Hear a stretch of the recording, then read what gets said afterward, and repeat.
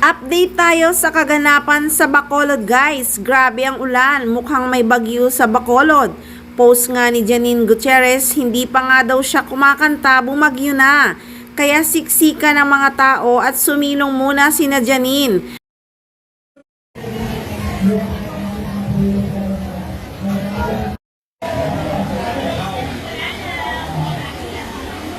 Nakapost nga sa Facebook account ni Janine na hello from BCD. Ang lakas ng ulan kanina but thankfully it stopped. And tuloy ang laban. Hope to see you at Ayala Mall's Capitol Central.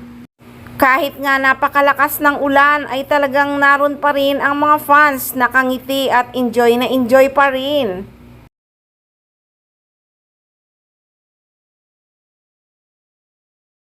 Siyempre, pati si Nini, enjoy na enjoy kahit napakalakas ng ulan at binagyo ang show. Kasi nga, kasama niya si Jericho Rosales. No worries ang actress. So yan muna ang updates ng Econin guys. Marami pa tayong aabangan na nakakakilig na ayuda. Kaya tutok lang palagi at mag-abang dito lang sa Maarteng Machika.